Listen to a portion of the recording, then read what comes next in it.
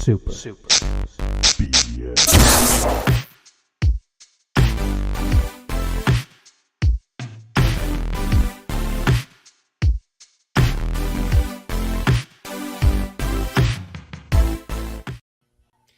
Well, la-di-da, we have made it. We are back from the dead and ready to break some bread. It's I Love Baby Boy Brank, and I'm joined by my partner in crime. Actually, there's going to be two partners in crime here today. We're not missing one.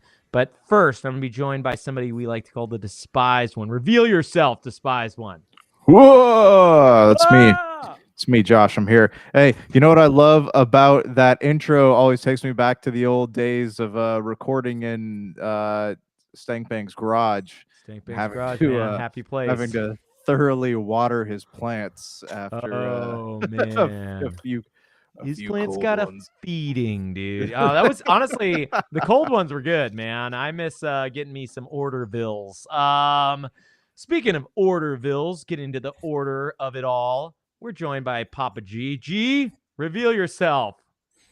It's Gerald Glass for everyone, and thank God your intro is hell long because I was able to go ahead and bring in all the Costco.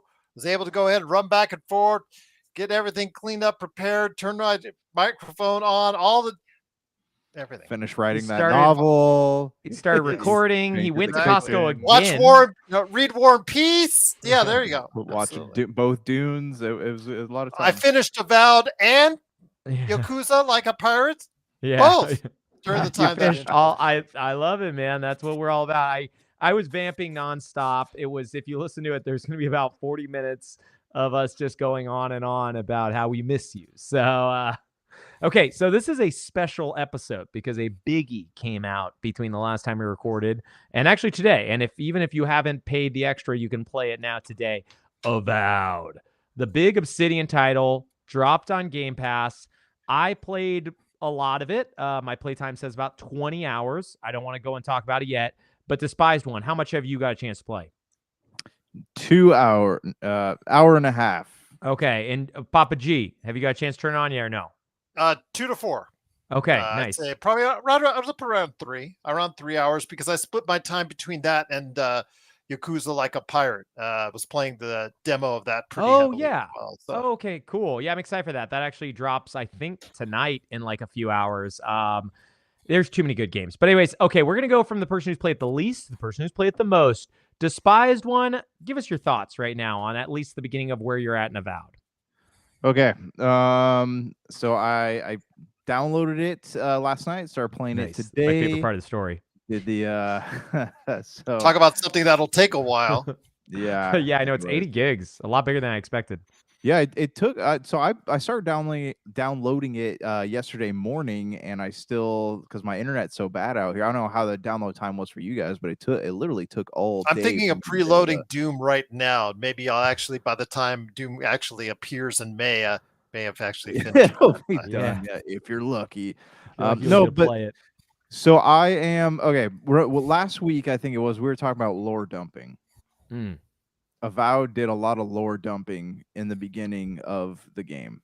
Really? I actually felt like it wasn't as bad as I expected. But anyways, go on. It wasn't. No, it could have been worse. It definitely could have been worse. But there is a lot there that I feel that doesn't quite make sense to me. But I feel like it will make more sense to me as I continue to play the game.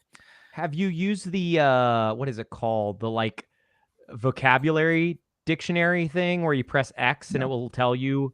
Oh, you should. It's actually pretty useful. You don't need to use it all the time, but if there's something where you're like, I don't know what they said, just hit that button and then it will tell you, give you a definition on that. So if there's something where like, oh, the wheel, right? Where it's like, I forgot the name of the god, but there's something to do with the wheel thing. Cause it's a very much like a karma gods, religious of their own religion style game. Did you get to try any of the combat where you're at? I assume within an hour and a half. Yeah. No, I've done quite a bit of combat. So where do you want me to start? Like, there's a lot I have to say about the game. So first, I want to. Well, I just want to hear about the combat, and then I'm gonna let Papa G go, and then we'll probably start getting to all of our, and then I'm gonna talk, and we'll get to some of our grievances because I feel like there's some grievances that you want to air. Okay, all right. The combat was tricky at first. It was the having the mechanic where you have to like block with the shield. Like this is one of the first games I played, like first RPGs I played where you're actually required to use the shield, like in order to not die really fast. So like I think there's a parry with just the like weapons, but I haven't figured it out. So I do sword and shield for my main like setup. So that took me a minute to get used to because I was trying to figure out. Like I got to the lizard guys that had the spear and the a sword or shield or whatever. Zorips. Yep. And I was trying to figure out like, oh, how do I just keep hitting them and I just stagger them slightly. So how do I do it? So I realized like if you hold the button down, the attack button, you do this like big old charge power attack. Yeah. So yeah, that took me a minute. I like the combat. It's not too bad. It's pretty fluid. You know, there are certain elements of it that don't respond well. Like I hate how long it takes you to switch weapons. Like that is that's a big grievance for me because like I want to be able to put the even if you hotkey them. Even if you hotkey them, yeah. I mean, because they go through the animation. So when I switch from the axe or sword to the bow and arrow, the bow, it takes a minute for everything to get there, and by the time I get that the bow is available to be used, I've been hit several times by things. I mean, there is a like a ranger perk that you can unlock later that does make that faster if you look into it. Oh, I'm sure there is. Yeah. Yeah. Well, I'm just saying like that's a specific thing. I think they want it to be slow because while I do think they want you to experiment, I don't know if they want you to be experimenting like all the time. You know what I mean? Like, I don't think they want you to go from like shooting a flame spell to flipping back to a sword in like 1 second. Okay. Before we get to more of like what you think about it, Gerald, what have you felt about your first, let's say 3 hours? Okay. The lore dump at the beginning. Okay. I really like the animations on it. I thought the animations were really good there. We'll talk about the good there and the not so good here in a second with the animations. But yeah, especially the ship traveling through the water. I thought that was really absolutely well done. I couldn't imagine it being much better than that. I was really pleased by that part of it, but the lore dump in the beginning was like, okay, what are you trying to do? Are you trying to do something that is really fantasy level, really get into what's, the godlike stuff and all that, as far as, how they're supposed to be in ooh and ahd of these godlike powers that you supposedly have with the funky hairdos and all that. And the thing that kind of got me was then it devolved into something out of The Last of Us with the fungi. Oh my gosh, I was about to say that. Yep. Does look a lot like so The Last of Us. I'm like, it's like, all right, what have you. But getting into it, I like the combat.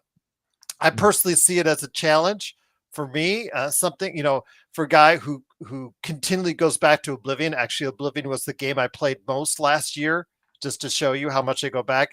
I actually thought it was a nice step up for the platforming.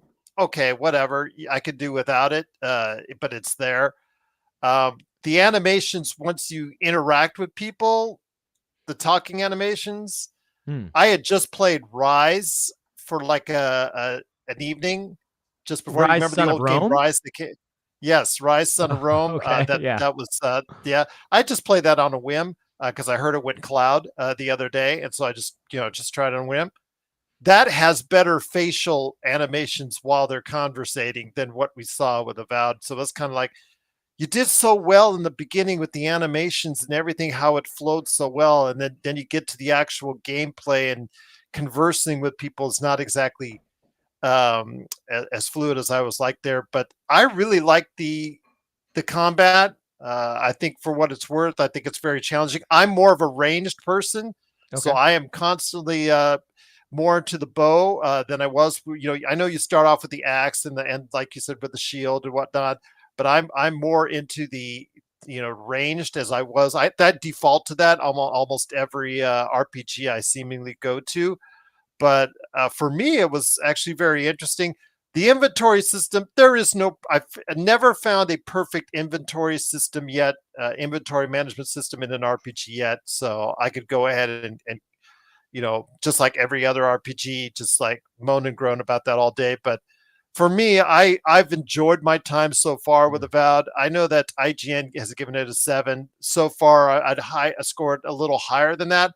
In fact, I'm pleasantly surprised at how well it flows.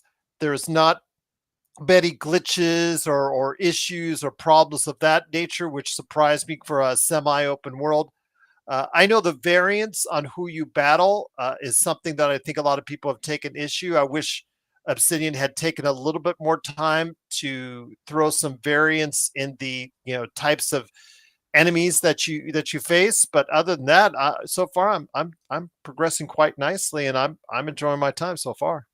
Are you before I give some thoughts, are you still in Dawn Shore, which is it's kind of like the first zone? Okay, cool. Okay, so I'm way hotter. I'm at the very end of it. Oh, nice. Okay.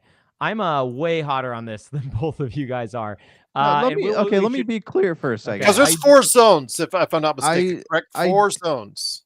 I think it's either. I do not dislike the game. All right, Jank, I'm sorry. the despised one, hates it.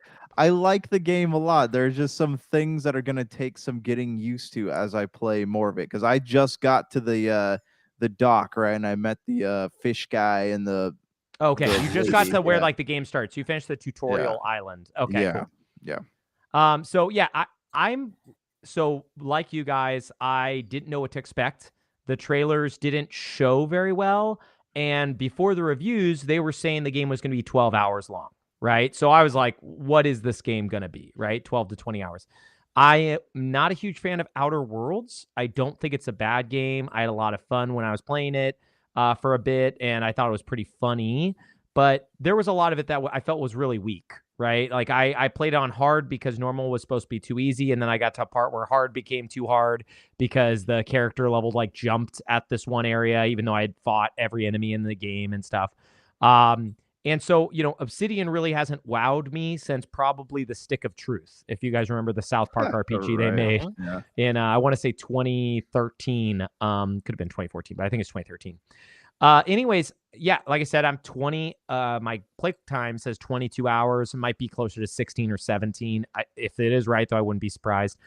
I think it's phenomenal. I think this is what I wish Starfield would have been. Yes, the item management is not perfect.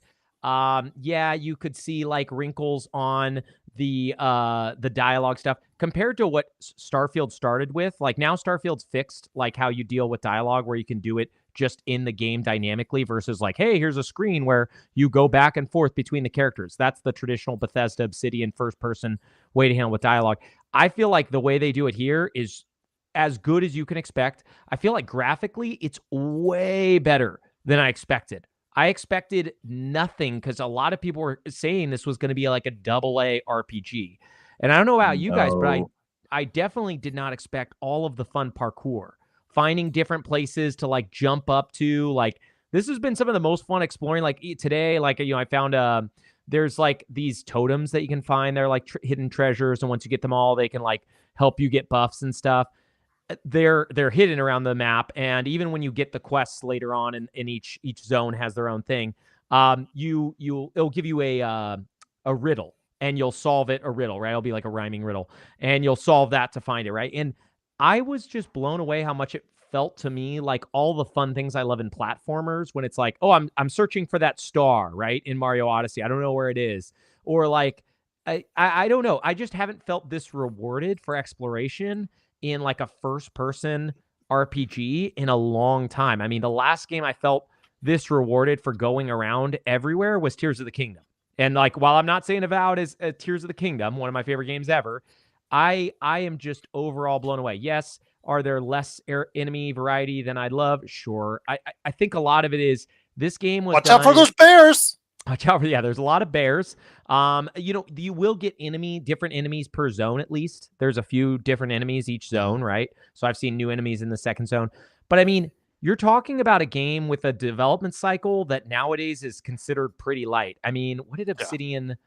They released Outer Worlds in, was it 2020 or 2019? 2019, I believe. Okay, so we're like 6 years, which sounds like a long time, but Starfield, if you remember, first announced it when 2018 or 2019. 2019, I want to say was when this game was announced. But for some odd reason in and they also made this is why I'm like they've been cooking. They also made Grounded in that time. They did Grounded. That's right. They made Pillars of Eternity was not like in that time, but this is like essentially the sequel. This is essentially like Pillars 3.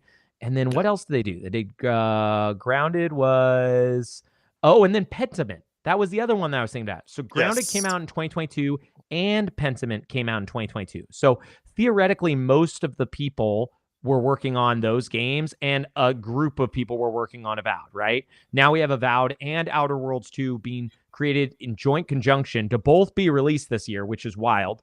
But honestly, like the biggest thing to me was I had the bar set super low.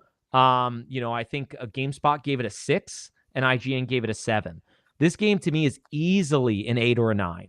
It's an 80 on Metacritic, just to give you an idea. Its actual Metacritic score is an 80 at this point in time. So. Yeah, and I was speaking with a doctor about it, and we were talking about how, for those of you who listen to the show a long time, Dr. Donna, and we were talking about how they probably would trash Skyrim nowadays. Like Skyrim, if you remember, came out like to lauded applause all over the place. I truly think if Skyrim came out today, it would have got a 7 or a 6 or whatever, right? Because like Avowed technically has better combat. The only thing I think Skyrim does better than Avowed is it had a bigger contiguous world map, right? Whereas like Avowed is separate zones and stuff. You're not walking from one area to the other. I do feel like there are more pockets per zone than Skyrim had. Skyrim, you would go find those little caves here or there, but there's a lot of empty space when you're walking around Skyrim, for better or worse. Right? Like similar to Starfield, when you're walking around like a planet, there's plenty of doing nothing while you're walking around. You're not going to be finding stuff all the time. That's fine, right? It's space. That's the game they want to make. This, I feel like I barely go 20 feet without like hearing that sound of like a treasure somewhere. So yeah, anyways, I don't want to take up the whole thing talking about because I have a lot more to say. But Jank, give us air some of your grievances. Get more into it. You were about to talk more, and I stopped you. I just wanted to hear about the combat. No, I mean, basically the weapon changing was my biggest grievance, and I'm still they don't quite explain like the dialogue system. So maybe you can explain it to me. So you have certain options in the dialogue that have different attributes to them. Yeah. So when you click on those, do you get points? Some of them do. Yeah, some of them do. Which was confusing for me. Like, why do I want to go to the ones that don't have a prefix in front of it for something that I may benefit from, as opposed to the ones that do? I just part I didn't really get either. So yeah, no worries. I'll explain that. So I forgot what they're called. Maybe they're called attribute points. They're different from your skill points, right? I think they're called attribute points. Now, you can't see those dialogue options if you don't have the attribute points to reach them. But unlike a lot of games where it's a blank skill check where it's just like, oh, hey, do you have the charisma? Then you can do this thing, right? No, these are actually just totally different dialogue options. Some of them can resolve conflict. Like I went to an area where I was speaking to a queen and I didn't know this, but I was supposed to like not kill all of this type of enemy in the zone. And the queen's like, hey, you killed all these people. And there were 2 options that I did not have the attribute points for that were blanked out. And then I had like one option where I tried to just like, hey, don't do this. Or the other option was attack, right? Right. Even with the tried option, it wasn't like a good enough option, right? The other thing you'll see too is depending on what like, it's called like your background, essentially you choose, you'll get other options you can say. Now, unlike a lot of games where it's like, if you have those attribute points and you get that dialogue, that's the correct choice normally, right? That's normally the way they make it. This is more just like flavor text a lot of the time. Like there are instances, like I said, with the queen where it totally could have changed the entire structure of that quest, which in the end doesn't matter that much because it's not like this is a party member that's joining you. It's just like hey, do I fight a long battle or do I just get to get the item without the fighting? A lot of that is just like, hey, how do you want to act? And there's not a lot of consequence from what I understand. I do know that later on in the game, the choices you make can make your party members leave, or there is like stuff like that where, Kai won't. Can I stop you for a second? Yeah, go ahead. That was the big question I had too. So like they make it pretty obvious in that first dialogue option with that girl in the jail cell that like if you say the wrong thing, it could go very poorly. And that's something we've seen, since Fable, right? Fable was the first game that I'd seen that did something like that. So it's going to be one of those things where like in Undertale, where all of our decisions end up getting like recounted to us in the end of the game, or do we pay the consequence eventually? Or I haven't gotten that far. I will say the game has a ton of different choices. Like there is a quest that I believe that Gerald did and that you probably haven't done yet. Well, you definitely haven't if you got to the dock. But there's a wooden, what looks like a Wicker Man style idol, and there's a guy in front of it. There's like 3 or 4 ways to complete that quest. Some of them are bloodless. Some of them are like, there's just tons of things. And from what I've gathered from speaking with the doctor, is a lot of the repercussions, the choices you make, won't affect you till like the end of the game. Okay. So I don't know what they all are. I don't know how much it matters. I feel like I saw a meme or heard somebody somewhere where it's like 25% of the choices actually matter, right? Like most of them don't. But in the end, like, does that really change a ton of things, right? Like in Skyrim, like, yeah, a lot of your dialogue did matter, but pretty much it was just like asset swaps, right? Like, oh, I'm going to choose this team. Like, it didn't really matter in the grand scheme whether I chose the white, I forgot what they were called, like white cloaks or whatever, right? Like there were 2 different factions that you can decide with. A lot of that stuff is just for you, right? And Avowed is a very much that style game. It's just for you. Maybe it will affect the end plot line as well. That would be big. But I also wouldn't be surprised if it's just text that's different with maybe like an added part to a cutscene, you know? Overall, I mean, there's jank for sure. Like the further you get, the more you'll see like cutscenes where you're like, oh, they didn't have a budget for this, right? Like a character will walk up and then like kind of the screen will like do a different thing from what it normally does from the dialogue and then cut back. Or there's just a lot of different stuff where you're like, yes, if Avowed had the same budget as Starfield, this game would be pretty different. But it didn't. It didn't have the budget, didn't have the time. I just am blown away at how good it is with all these things considered. And like I said, I've been having so much fun exploring. I've been trying to just pull myself off of it because like I'm in zone 2 and I've heard the game starts to not collapse, but start to die down the further you get. Like a lot of the people, I feel like the reviewers all said like, this is the Dawn Shore, the first place, is my favorite zone in the game.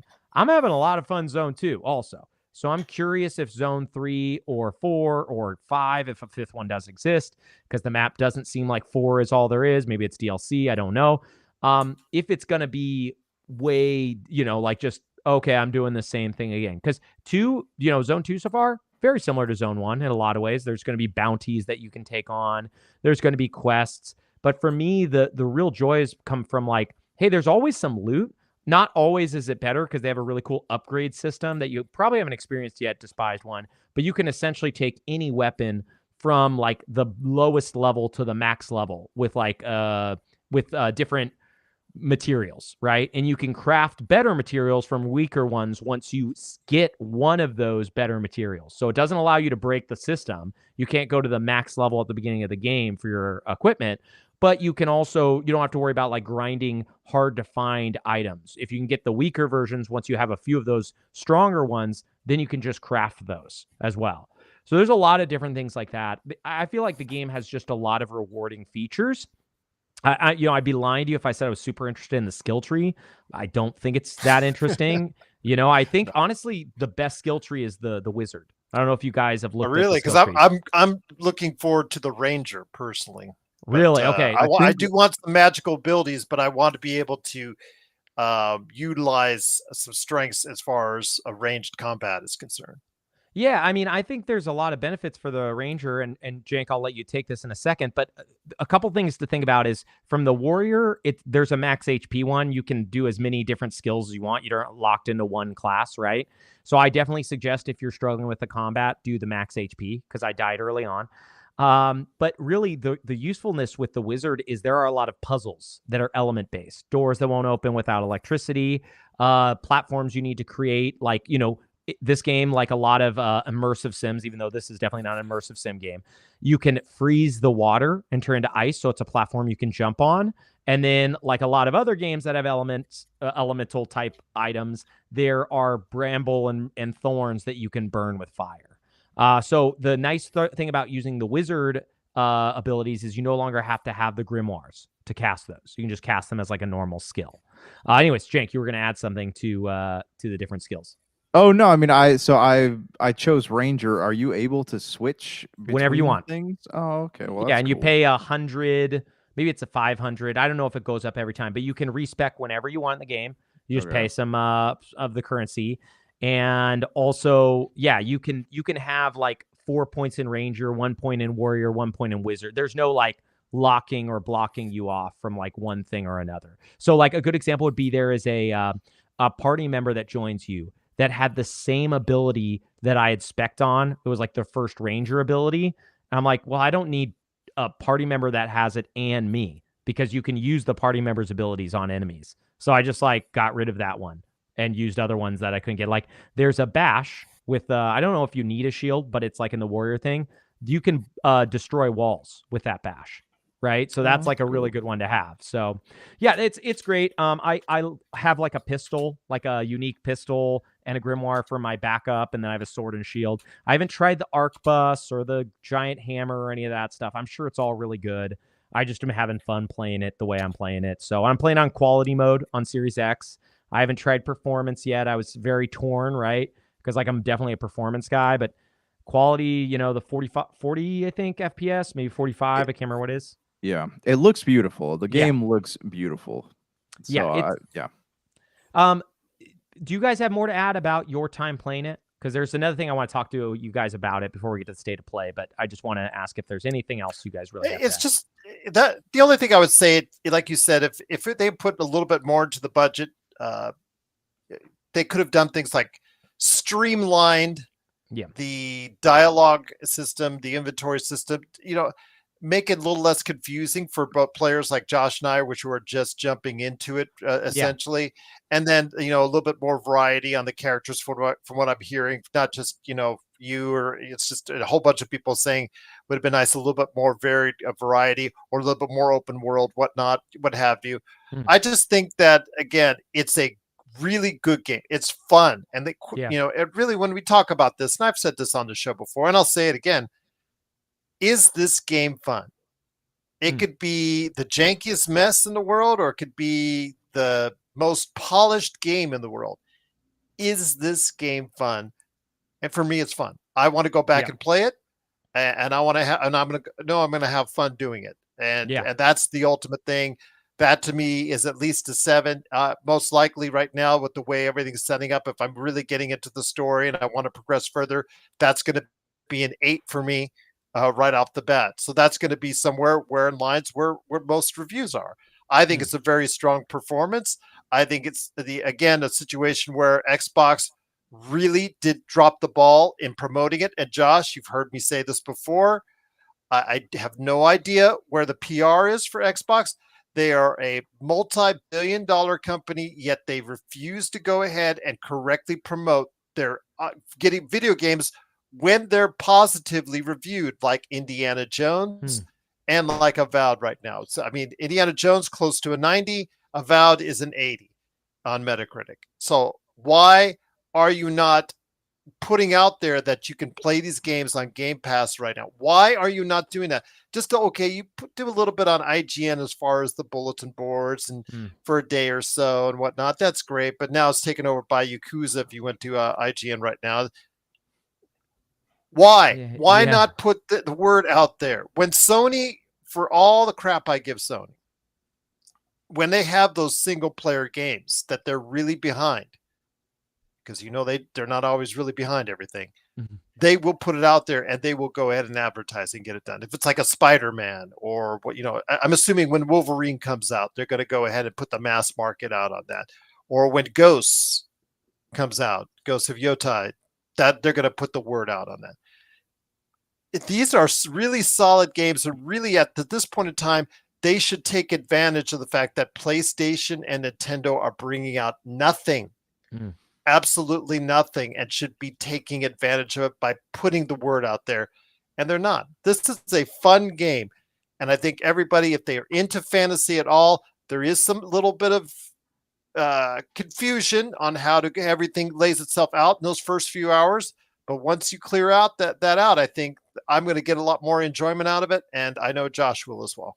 Yeah, and it is a game, you guys both mentioned the lore dumps and stuff. I didn't feel that way, but it is a game too where you don't really need to know all the lore they're dumping on you, right? Like there are some games where it's like I feel like you're punished if you're not taking notes almost or like trying to delve. This is a very person-focused game, right? Like a lot of the dialogue, a lot of these stuff, it's character-driven to the point where it's like you kind of understand these people, whether they're in their fantasy world or not, right? Like there's a person who runs like a brothel. There's a person who runs a bar that, like you've seen these character types before in different fantasy settings. So I feel like a lot of their lore isn't so hard to understand, right? And the things that make it unique, which are interesting, are not like something you have to engage with. You don't have to engage with the knowledge of every god, right? Like if you try to play Pillars, you have to choose which god signs you're under. But Gerald, you brought up something really interesting. Outside of Days Gone, Sony generally has done a really good job marketing their games. Days Gone and maybe Returnal are two where I think like, man, they just didn't really care about those guys. So, well, you know what? Days Gone, guess what? They're going to get another crack at it, aren't they? So we're going to get there soon, okay, my bro? We're almost there. But before we get to that, I want to talk about Avowed just a bit more because, Indiana Jones was the first Microsoft game in a very long time that was reviewed well. I would say since Forza Horizon 5 or Halo Infinite. You could see, I think Grounded came out with like decent reviews and maybe even Pentiment.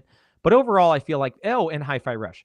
But the consensus overall is that Microsoft doesn't make good games. They make trash. They put it on Game Pass. And I do feel like the 6 that GameSpot gave Avowed, and the 7 that IGN gave Starfield. Like, I don't love Starfield. I don't think it's the greatest game ever. I think for what it attempted, I feel like a 7 is pretty low, right? For having like 1,000 visitable planets that you can do stuff. Does it make it the funnest game ever? No. Now, did they also dock No Man's Sky? And people be like, oh, yeah, they did, right? Like, they did do that stuff. But do you guys think, and this is just what I want to posit, that the potential, like, I guess, negativity surrounding Avowed could be potentially because it's the last Xbox exclusive that we're currently dealing with? Like, Indiana was coming to PlayStation, and somehow that game got a 9 right at launch. Not saying not saying it's bad. I loved Indy. I think it's great. I don't think Indy is like light years better than Avowed, right? No, like I think if Avowed had gotten an 8, I could understand a little more. Yeah. But I was just curious what you guys thought, because that is the one thing I noticed is like, hey, Indy, it's coming to PlayStation in spring, did really well. Hey, this one, not doing so well. Well, they're both, again, sales-wise. I don't know how well they're doing. I mean, a lot of people are playing this off Games Pass. If the goal is to put this and push Game Pass to a higher level to get more subscribers, and I put in our notes what I think this game is about. I think it's a combination of Dying Light, The Last of Us, and Skyrim if they had a baby. Yeah. But I think that, if the goal is to either push the game or push Game Pass, commit to one or the other. And I don't think they do that. I don't think they do that at all. And that's the problem I have with Microsoft. Josh, in the years, I tried to be for many years the guy that was like on the fence. But in recent years, Xbox was the best value for consumers, and I had to keep correlating that. So finally, I said, I'm going to go all in on Xbox. But the problem is, again, they've got this great service named Game Pass. It's still at a semi-reasonable price, but the value you're getting with these day one games, they're not correlating to a larger public, which is an absolute mistake on their part. I don't care how much they're losing the console wars by. Again, it's about Game Pass. If you pushed Games Pass and the fact that you've got 2 well-reviewed games. Now, I really love Indiana Jones. I'm just going to be honest with you. Avowed, I'm really enjoying my time, but I do think there's a little bit of a gap there between the two. But they're still really good games, both of them. I've been having a lot of fun with Avowed myself, as I said. But again, Why are you not pushing that? Why are you not pushing that? If you're expect, this is the perfect time to do so. Do you remember they used to do these like really beautiful cinematic trailers for every new like big release? You had the Gears of War one that Starfield was had the last the one they did Gary it for. Jules song. Yeah, and the Mass Effect ones. I don't know. They don't do that anymore. And I don't know if it's because they don't feel like they have to, because they're not doing people play. I maybe they feel like they have enough people playing on Games Pass, but I mean PlayStation doesn't exactly do it either though. So I mean, what type of what's a healthy balance between advertising and not advertising? Like I before Avowed, like I completely forgot it came out. There were no signs, no billboards, nothing on the internet. So I didn't even know until Brian, you had called me and asked me if I was playing Avowed, and had no idea that was coming up soon. So I understand what you guys mean about that. I just wonder too, though, if Microsoft is just tired of essentially getting beaten down year over year, like with essentially negative press of like, hey, they have no games, they have no games, they have no games. I feel like I've heard that since the Xbox One launched, with the only console exclusives, which were Rise, Son of Rome, Dead Rising 3, and I forgot what the third one was. And Sony had like what, Killzone Shadow Falls or whatever. I'm just curious if Microsoft. I think we're entering a world right now where, since Microsoft's essentially decided to go third party, where we are just going to have a Sony console here in the near future, and Sony hasn't been exactly the greatest publisher, and I'm wondering if a lot of that's because almost like politics, like people seem to just beat on Microsoft. Like I don't think an Avowed is a 6 or a 7. I don't think those scores make a lot of sense. Now, I know we're arguing about trivial things like people's subjective opinion, but there were people who were on record of only having played 10 hours and giving it bad scores. And I'm just curious if those same people would have done that for any non-Days Gone Sony title, right? I can't even think of the last Sony title that got a low score besides Days Gone. Right. So I mean, okay. So this, leads me to something else I've observed could be a potentially happen. So Xbox feels like enough people, if they start releasing things on PlayStation, enough people are PlayStation will basically become an Xbox for some people, because PlayStation releases so few games every year that, why not go back and play Forza or Halo or Gears or whatever on the PlayStation? So do you think there's going to be a point where PlayStation is going to start noticing this and like, I don't think we really want your games on our consoles anymore? I don't think they'll ever do that because, I mean, they get the 30% cut from the game when it's sold. Yeah. So I think I think the only reason why Sony doesn't allow Game Pass on their consoles, I think getting the money from that would be a lot murkier and it would take away from those sales. I think Sony's very much a cold hard cash business. Same with Nintendo. Not that Microsoft isn't, right? These are all businesses. But I think Microsoft tried to court an audience that doesn't want to pay for things. Right? They try to be the good guys, and the good guys generally are courting the little guys, right? Like the people like, I don't have money, so here's Game Pass. It's $10 a month at the time, or $15 when it comes out. Here's all the first party games. Okay, great. We still don't care. We're not buying anything, So it's like, whereas like Sony's always been like, hey, here's our console. It's $700. PS3 was right at launch, or $600, right? And it's like they just don't care, and their fan base is more diehard than ever. I feel like I've never seen more rabid fans, even Nintendo fans and Sony. I mean, they will explain away any malfeasance even that you could possibly imagine, right? And they'll just be like, hey, Fair Games, it's going to actually be good, right? Or Marathon, it's not going to be bad at all. These are going to be great games. It's good that Sony decided to do a live service, right? Like no matter what they decide, there are going to be people who try to side with them. I don't feel like Microsoft has that. They've got a very light fan base that is pretty much given up now that they have given up as well. And I'm just disappointed to see a game like Avowed, which in my opinion, like I said, is probably a 9, just get kind of trashed, right? Like when you get bad scores, the problem is that means less people are interested in picking it up. And Avowed is still on PC. So there are still a lot of people who would probably pick it up. Do people pay attention to game reviews anymore, though? I mean, I get on there and I look at the numbers every once in a while, but for the most part, if I see something, if I'm going through Games Pass or I'm at the store or whatever, or something pops up on my social media feeds, like I will play something based on whether or not I look at it and think it looks cool. I agree with you because Game Pass does make that a little bit more challenging, but I do definitely think for the people who are paying the 60, or I think Avowed 60, I don't think it's 70. For the people who are paying 60 on Steam, they probably do read reviews. Now, maybe they only read Steam reviews, maybe those are really positive, blah, blah, blah, right? But it's like, I do think review scores kind of do matter. I also think integrity, journalistic integrity in terms of reviews is like all over the place. Like I didn't watch Captain America, whatever the new one's called, but like it got trashed at IGN. A lot of the people who are big Marvel people said it's way better than a 5, right? I don't know. For me, I feel like 5 is what most Marvel. Did you watch it? I would disagree with them. Yeah. You disagree that it for should the pop be a culture 5, cosmos. All I'll say is I have a video already done. I did a full hour with TJ Johnson on the weekend, as I told Josh, with a Brave New World review. Let's just say I would be more inclined. It was kind of 43 or 45 Metacritic right now, I think, or something like that. And I would say it's closer to that. And that's but fair. He enjoyed it and thought it was really good. My daughter, who I saw it with, thought it was really good as well. But so it's very, I mean, like everything, it's subjective.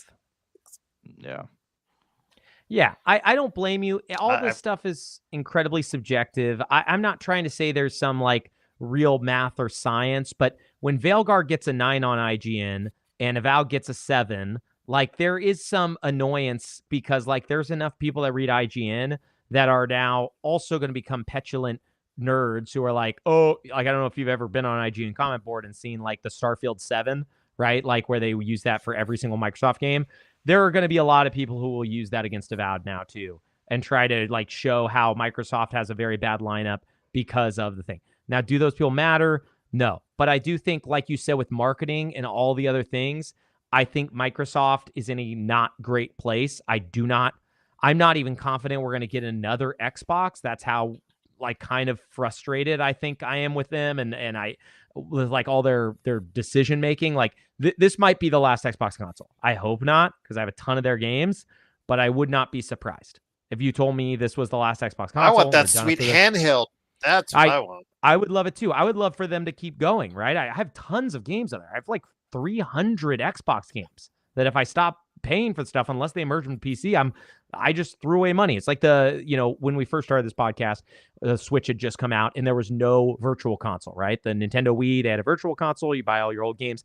I was so angry because I had spent so much money buying all these games. Weeks. I remember that. Dude, like for a year. And it was finally, Nintendo Switch Online. I will probably feel the same way about Microsoft. And then this time, if they don't do a console, it's like, well, whatever. I'll I guess get Game Pass, but I'll never buy probably another Microsoft game at full price ever again if that does happen. Hope it doesn't. Anything else you guys want to add before we get to the state of play, which Gerald alluded to earlier? Let's move on. Let's get the wheels turning and go into the PlayStation State of Play. Oh, I love hearing about those State of Plays. They are the funnest. Okay, so Sony, they did a State of Play February, right after we talked about it last week, before our podcast went up. The State of Play aired. We had recorded 2 days before our podcast went up. The next day after we recorded, they announced it was coming the next day. So if you listen to us, we knew it. We were in Nostradamus. It was coming out. We just didn't want to tell you guys. So instead of going over what is, in my opinion, a fairly weak State of Play, is there anything that you guys want to speak about directly? There's a couple biggies that stand out. I can go through them, but is there any that you guys really have like, I want to talk about this? This is the thing that blew me away. Was there anything that you guys saw in the State of Play that you're like, I love? The only thing I'm like super excited about is Onimusha. Oh, sorry. Yeah, Onimusha is like the big thing there, but yeah. 2026, I'm there with you. Onimusha is going to be a great game. It's very far away. Gerald, anything that stood out and you're like, man, this was a good showcase because of it? Well, I'm just going to say I spoke to Friday to Melinda, one of my Friday show co-hosts, host on the Multiverse, she is a hardcore PlayStation fan, and she even admitted, and I said, yeah, this is a pretty decent third-party showcase. The problem is it was supposed to have been a decent first-party showcase, and the problem is it continues to be third-party showcases for a company. Now, seemingly, they have the same issues that Xbox has had for the past several years about not having things lined up as far as what they've got and nowhere to wear them. Yep. Exactly. So, if I was a PlayStation owner, I'd be ticked off because you've got nothing first party. If you didn't like Days Gone before, you're not going to want Days Gone now. Now that they're going to make it all nice and shiny and more expensive. Although Douglas Hoyobu from Retro City Games, Josh, absolutely loves and swears by that game, so I'm sure he's excited for it, and I'm happy for him on that. But new Sony first party games in this year, I don't even know if we're going to get Ghosts of Yote. Probably will still, but even that's up in the air because, again, from a first party standpoint, Sony is now having the issues Xbox has had for years, and I'll just leave it at that. Yeah, I mean, if people are excited about Days Gone, then those people are probably buying all the slop that Sony sells, right? This is Days Gone to me, even almost less so than the Last of Us Part 1 remake they launched with 2 or 3 years ago, whenever that was. This is so unnecessary. It's unbelievable. At least for this one, if you own it, you can get it for $10. But what were you about to say, Jake? I was going to say, so I played a good 6 or 7 Not hours. If you bought it from PlayStation Plus. Not if you got it for free. Not if you got it for free. Yep, from their games legacy game service. Yep. Yeah. I was gonna say though, I played a good 6 or 7 hours of the first one, and it was fun, but not not something I was really aching for a remake or a remaster of. You're speaking about Days Gone, right? Yeah. Okay, yeah. Just there's only one Days Gone. They never got that sequel, but yeah, no, I agree with you. I tried probably about 2 hours of it, fell off. Maybe I'll go back in the future. I'm not going to go back for this. I don't think I paid for it. I think I got it with the PlayStation Legacy thing, and they're not going to allow me to upgrade for $10, so they're just going to get nothing. Otherwise, I thought the Leslie Benzies game. He's the guy who worked on Grand Theft Auto. I thought it's called Mind's Eye. I thought that looked kind of neat. It's janky looking and kind of AA, but I thought it kind of looked fun, or at least I hope it's fun. Is that the was that the pixely one where all the characters were pixels, or what was? Okay. No, this one is like kind of looks like a third-person spy game. It looks a lot like Grand Theft Auto because it's from one of the guys who made Grand Theft Auto. There's a lot of like car stuff and robots and a lot of different things like that. Otherwise, I thought some of the stuff was interesting. Like I liked Liza P. I never finished it. It's getting a DLC. So what is it? Oh, is that what that is? A DLC, or is it like a new? I thought it was a new game. Okay. Nope, prequel DLC. It even said on the thing you have to own the game. So it's like I own it on Steam. I don't own it on Xbox. I don't know if I'll touch this because I didn't finish it. That I would have rather them done like a standalone or something that's short, because then I probably actually might have bought it and finished it.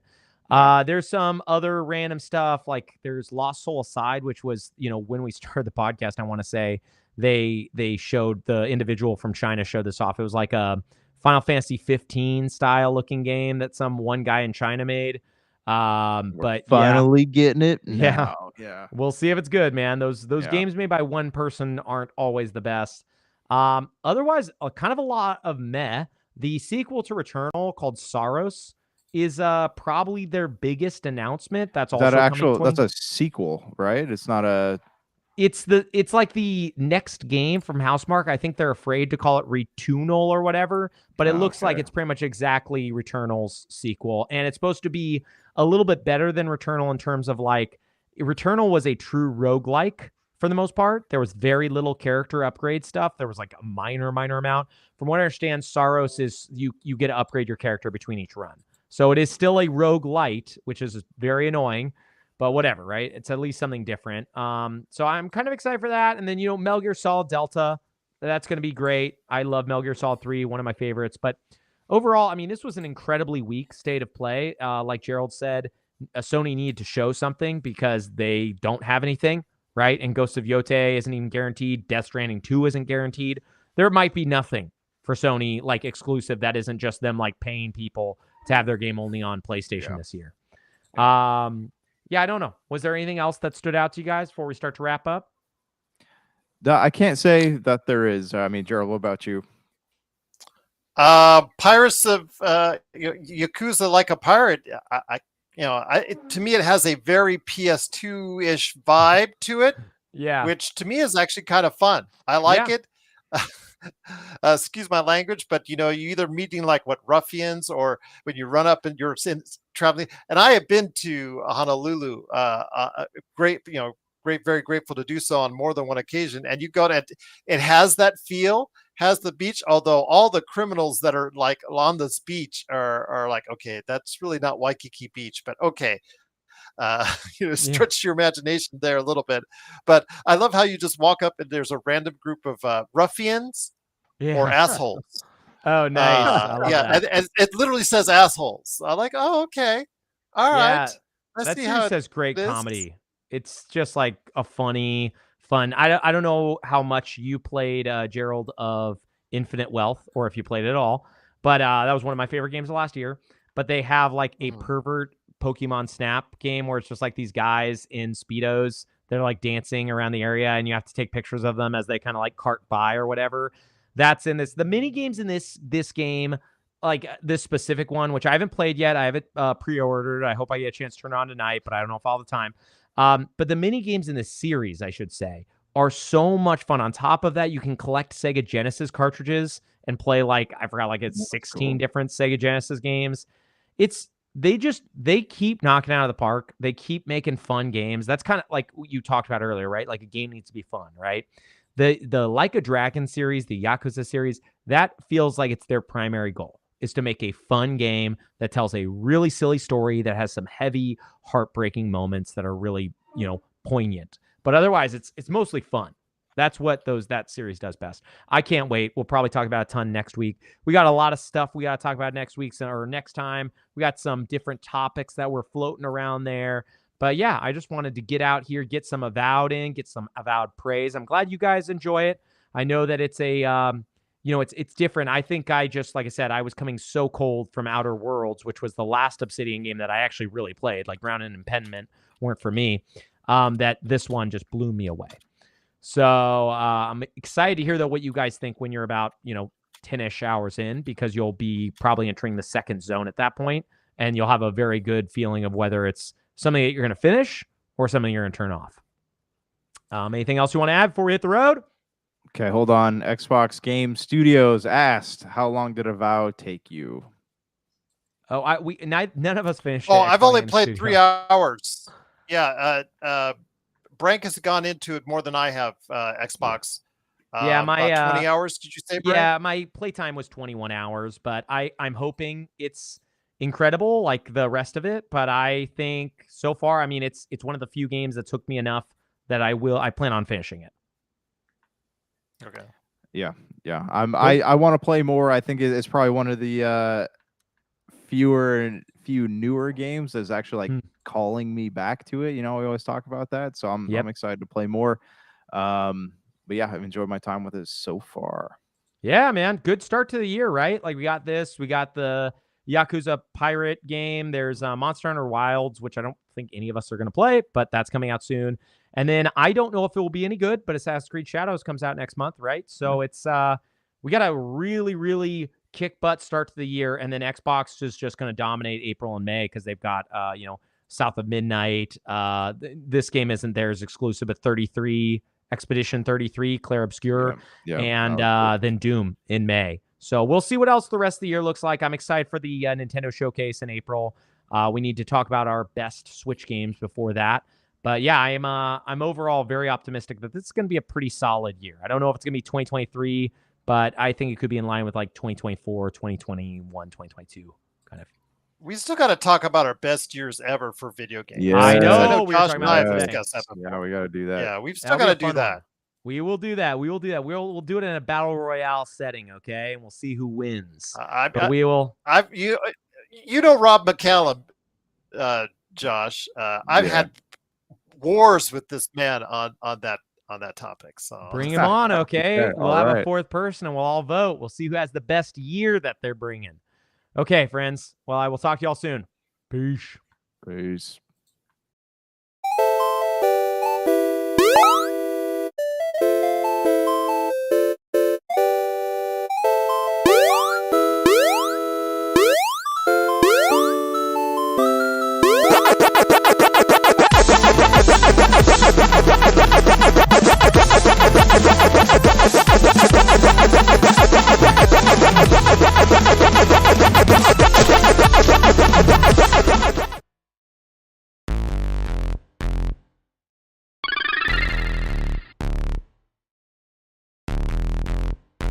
Super BS.